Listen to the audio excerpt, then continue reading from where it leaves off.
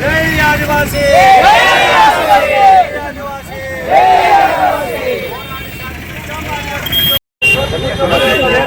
పెంచాలి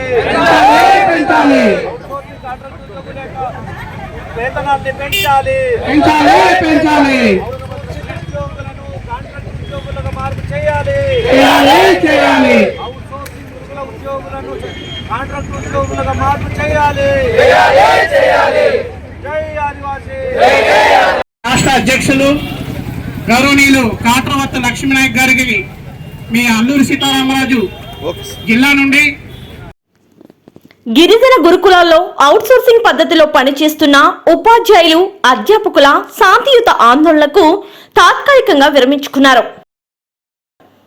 46 రోజులుగా రాష్ట్ర వ్యాప్తంగా గిరిజన గురుకులాల్లో అవుట్సోర్సింగ్ పద్ధతులు విధులు నిర్వహిస్తున్న ఉపాధ్యాయులు అధ్యాపకులు శాంతియుత మార్గంలో ఆందోళన చేస్తున్నారు.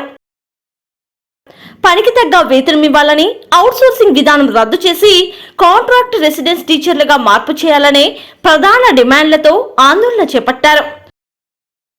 జనవరి 3వ తేదీ నుండి అవుట్సోర్సింగ్ ఉద్యోగుల ఆందోళన తీవ్రత రూపం దాల్చే విధంగా ఉద్యోగ సంఘాలు, విద్యార్థి ప్రజా సంఘాలు రౌండ్ టేబుల్ సమావేశం ఏర్పాటు చేసి కార్యాచరణ సిద్ధం చేశారు. ఈ నేపథ్యంలో రాష్ట్ర గిరిజన సంక్షేమ శాఖ మంత్రితో గిరిజన సంఘాల నేతలు సమావేశమయ్యారు. అవుట్సోర్సింగ్ ఉద్యోగులు తమ ఆందోళన విరమించి పాఠశాల, కళాశాలలకు వెళ్లి విధుల్లో చేరాలని, జీతాల పెంపుకు ప్రభుత్వం సానుకూలంగా ఉందని హామీ ఇవ్వడంతో పాడేరు ఐటీడీఏ ఎదుట 46 రోజులుగా చేస్తున్న ఆందోళన శిబిరం వద్దకు ఆంధ్రప్రదేశ్ ఆదివాసీ జాయింట్ యాక్షన్ కమిటీ రాష్ట్ర ప్రధాన కార్యదర్శి ముఖీ శేషాద్రి, రాజస్థాన్, గుజరాత్, మహారాష్ట్ర, మధ్యప్రదేశ్ ఆదివాసీ ఉద్యోగ సంఘాల నాయకులు బావర్లాల్ Parmar, Rajesh కొటేర్, Sohan wrote, Dinesh Katara, Anil wrote, ఆదివాసీ జేఏసీ రాష్ట్ర ప్రధాన కార్యదర్శి కిల్లు గంగన్నపడాల్, జిల్లా కన్వీనర్ రామారావు దొర, భారత ఆదివాసీ పార్టీ రాష్ట్ర అధ్యక్షులు మొట్టడం రాజబాబు, ప్రధానోపాధ్యాయ సంఘం నాయకులు జీవీవి ప్రసాద్, బాలరాజు, ప్రదీప్ చంద్ర, బీఎస్పీ జిల్లా అధ్యక్షులు సుల్లా అప్పారావు తదితరులు నిమ్మరసాన్ని అందచేసి ఆందోళన విరమింపచేశారు. ఈ సందర్భంగా ఆంధ్రప్రదేశ్ ఆదివాసీ జాయింట్ యాక్షన్ కమిటీ రాష్ట్ర ప్రధాన కార్యదర్శి ముఖీ శేషాద్రి మాట్లాడుతూ ఇది తాత్కాలిక విరమణ మాత్రమేనని, సమస్య పరిష్కారం కాకుంటే మళ్లీ ఆందోళన చేస్తామని హెచ్చరించారు. ప్రభుత్వమే తలంచి మీ సమస్యల పరిష్కారం కోసం మేము మీ సమస్యల్ని పరిష్కరిస్తున్నామని ఒక స్పష్టమైనటువంటి ఒక మౌఖికంగా హామీ ఇవ్వడం జరిగింది గౌరవ గిరిజన సంక్షేమ శాఖ మంత్రి వర్యులు సంజయరాణి గారు. అలాగే నిన్న జరిగినటువంటి తీసుకువెళ్లారు. మేము ప్రతి వెంటనే నిమిషానికి మంత్రివర్యులతో మాట్లాడుతూ ప్రభుత్వం తప్పు పని చేస్తుంది, మీరు ఆ రకంగా స్పందించడం సరైనది కాదు, ఒక ఆదివాసీ సమాజానికి మీరు ఒక తప్పుడు సంకేతాన్ని ఇస్తున్నారనేటటువంటి విషయాన్ని మేము చాలా సున్నితంగా గౌరవ మంత్రివర్యులకి చెప్పడం జరిగింది. మీ యొక్క పోరాట స్ఫూర్తిని చాటుతూ గుజరాత్, మహారాష్ట్ర, మధ్యప్రదేశ్, రాజస్థాన్ ప్రాంతాల నుండి అక్కడ ఉన్నటువంటి ఇప్పుడు వచ్చినటువంటి మిత్రులంతా ఆదివాసీ సమాజాన్ని భారతదేశంలో ఉన్నటువంటి 11 రాష్ట్రాల్లో ఉన్నటువంటి ఆదివాసులందరినీ ఏకం చేయాలి అనేటటువంటి ఒక గొప్ప స్ఫూర్తితో, ఒక గొప్ప లక్ష్యంతో మన ఉద్యోగ మేధావులు కంకణం కట్టుకొని మనము వాళ్ళు చేయి కలుపుతూ ఉత్తర దక్షిణ భారతదేశంలో ఉన్నటువంటి ఆదివాసీ ఉద్యోగులందరికీ ఒక విస్తారమైనటువంటి ఒక గొప్ప వేదికను నిర్మించాలనే ఒక గొప్ప ఆశయంతో ప్రయత్నం చేస్తున్నటువంటి ఆ భాగంగా మీ ఉద్యమ స్ఫూర్తికి మెచ్చుకుంటూ అక్కడి నుండి మన ఉద్యోగ నాయకులు రావడం జరిగింది. అందులో జీవితాన్ని అంకితం అర్పించి ఉన్నటువంటి ఒక ఆదివాసీ మేధావి ఆయన ఈరోజు మధ్యప్రదేశ్, రాజస్థాన్, గుజరాత్ ప్రాంతాల్లో ఆదివాసులు ఈరోజు పార్లమెంట్కి, అసెంబ్లీకి ఎంపీలు, ఎమ్మెల్యేలుగా పంపించినటువంటి మేధావి వర్గం. అంటే ఆ సమాజంలో జై ఆదివాసీ. నా పేరు ముఖీ శేషాద్రి, ఆంధ్రప్రదేశ్ ఆదివాసీ జాయింట్ యాక్షన్ కమిటీ రాష్ట్ర ప్రధాన కార్యదర్శిని.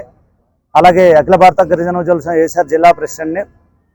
గత 46 రోజులుగా ఆంధ్రప్రదేశ్ వ్యాప్తంగా 159 గురుకుల పాఠశాలల్లో పనిచేస్తున్న ఆదివాసీ అవుట్ సోర్సింగ్ టీచర్స్ మరియు లెక్చరర్స్ వారి యొక్క న్యాయబద్ధమైన ప్రధానమైనటువంటి 3 డిమాండ్ల కోసం చేస్తున్నటువంటి రిలే దీక్షలను ప్రభుత్వంతో ఆంధ్రప్రదేశ్ ఆదివాసీ జేఏసీ ఉద్యోగుల సంఘం చొరవ తీసుకొని ప్రభుత్వంతో సంప్రదింపులు చేసిన తర్వాత గౌరవ గిరిజన సంక్షేమ శాఖ మంత్రివర్యులు గుమ్మిడి సంధ్యారాణి గారు వీరి యొక్క సమస్యల కోసం చాలా సానుకూలమైనటువంటి నిర్ణయాలు తీసుకోవడం జరిగింది. వాటిని మాతో చర్చించి వీరి ప్రధానమైనటువంటి డిమాండ్లైన వీరిని ఏ శాఖలో సోషల్ వెల్ఫేర్ గురుకులాల్లో కానీ, బీసీ వెల్ఫేర్ గురుకులాల్లో కానీ, కేజీబీవీల్లో కానీ, గిరిజన ఆశ్రమ పాఠశాలలో కానీ, జూనియర్ కాలేజీల్లో కానీ ఏ శాఖలో కూడా లేని విధంగా ఉపాధ్యాయులను అవుట్ సోర్సింగ్ ఉద్యోగులుగా పెట్టడం అనేటటువంటిది కేవలం అది క్లాస్ 4 ఎంప్లాయీస్కి సంబంధించినటువంటి జీవో నెంబర్ 7 ప్రకారంగా పేర్కొనడం చాలా శోచనీయమైనటువంటి విషయం. ఇది ఎక్కడో పొరపాటు జరిగి ఇలా ఉంటుందనేటటువంటి విషయం చెప్పడం జరిగింది మేడం గారు. కాబట్టి దానిని అవుట్ సోర్సింగ్ ఉద్యోగులను కాంట్రాక్ట్ ఉద్యోగులుగా ఖచ్చితంగా మార్పు చేయాలని మేము కోరడం జరిగింది. దానిని గౌరవ ముఖ్యమంత్రి వర్యుల దృష్టికి తీసుకెళ్లి పరిష్కరిస్తామని చెప్పి ఉన్నారు. అలాగే రెండవ డిమాండ్ అయినటువంటి రాబోయేటటువంటి డిఎస్సిలో ఈ గురుకులాల్లో పనిచేస్తున్న అవుట్ సోర్సింగ్ ఉపాధ్యాయులు 1659 మందిని యథావిధిగా కొనసాగించాలి. రాబోయే డిఎస్సిలో ఏదైతే రూల్ ఆఫ్ రిజర్వేషన్ ప్రకారంగా ఇచ్చినట్లయితే 1143 ఉద్యోగాల్ని నోటిఫై చేసిన తర్వాత వీరు బయటకు వెళ్ళిపోయేటటువంటి ప్రమాదం ఉంది. కాబట్టి వారు గత 14-15 సంవత్సరాల నుండి వీరు రాత్రనక పగలనక సేవలు చేస్తూ గిరిజన విద్యార్థుల విద్యాభివృద్ధికి కృషి చేస్తున్నటువంటి వారిని ఖచ్చితంగా ఉద్యోగ భద్రత కల్పించాలి తీరాలని కోరడం జరిగింది. దాన్ని ప్రభుత్వం గౌరవ ముఖ్యమంత్రి దృష్టికి తీసుకెళ్లి వీరిని ఎట్టి పరిస్థితుల్లో మేము తొలగించము, ఏ ఒక్కరిని కూడా విధుల నుండి తొలగించము, వీరిని అందరినీ మేము కొనసాగిస్తాము, వీరికి ఉద్యోగ భద్రత కల్పిస్తామని చెప్పి స్పష్టమైనటువంటి హామీ ఇచ్చి ఉన్నారు. అలాగే వీరిని పిఆర్సి 2022 ప్రకారంగా వీరి యొక్క వేతనాలని సవరిస్తాము, పెంచుతామని మేము డిమాండ్ చేయగా వీరిని మేము ప్రభుత్వం ఇప్పటికే ఆర్థిక శాఖలో కేబినెట్లో చర్చించి ఆర్థిక శాఖలో దీన్ని ఫైల్ పెట్టడం జరిగింది. వీరి వేతనాలని మేము 24,000 రూపాయలకి మరియు అంతకంటే ఎక్కువ పెరిగే విధంగా మేము మరి ఫైల్ పెట్టడం జరిగింది. వాటిని మేము పెంచుతామని కోరడం జరిగింది. మరి వారిని చెప్పడం జరిగింది, హామీ ఇచ్చి ఉన్నారు. అలాగే మేము ఈ సమ్మె కాలానికి 45 రోజుల పాటు కుటుంబాలని పిల్లల్ని వదిలి ఎటువంటి జీవనాధారం లేకుండా ఆదాయం లేకుండా రోడ్డున పడి వారి న్యాయమైన పోరాటం చేస్తున్నటువంటి వాటి పరిష్కారం కోసం చేయాలని చెప్పి ఈ సమ్మె కాలాన్ని కూడా వారికి మరి జీతాలని చెల్లించాలని మేము గౌరవ మంత్రివర్యులను కోరడం జరిగింది.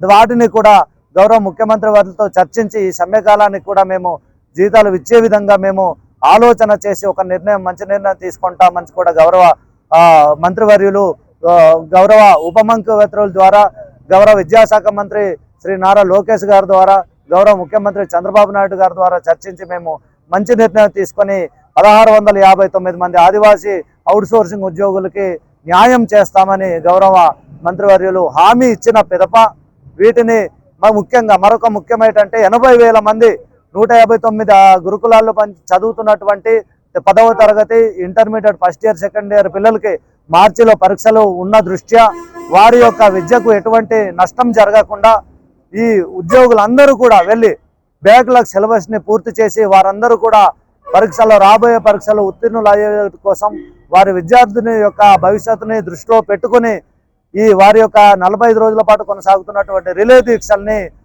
నిరవధికంగా విరమించడం జరుగుతుందని ఈరోజు దానికోసం మరి ధీర వీక్షను ప్రకటిస్తూ ఉన్నాం. లేని పక్షంలో ఈ సమస్యల్ని పరిష్కరించని పక్షంలో తాత్కాలికంగా వాయిదేసినటువంటి రిలే దీక్షల్ని తిరిగి కొన్ని నెలల తర్వాత మళ్ళీ మొదలెట్టి ఈ సమస్యలు ఈ ప్రధానమైన 3-4 డిమాండ్లు సాధించుకునేంత వరకు ఉద్యమాన్ని తిరిగి ప్రారంభించి కొనసాగిస్తామని మీడియా ముఖంగా రాష్ట్ర ప్రభుత్వం దృష్టికి తెలియజేస్తూ వీటిని వెంటనే పరిష్కరించాలని పత్రిముఖంగా మీడియా మిత్రుల ముఖంగా గౌరవ రాష్ట్ర ముఖ్యమంత్రి వర్యులు గౌరవ నారా చంద్రబాబు నాయుడు గారిని, లోకేష్ గారిని, విద్యాశాఖ మంత్రి వారిని, అలాగే మరొక గౌరవనీయులు ఉప ముఖ్యమంత్రి వారిని పవన్ కళ్యాణ్ గారిని ఈ సంఘం తరపున కోరుతా ఉన్నాం. జై ఆదివాసీ.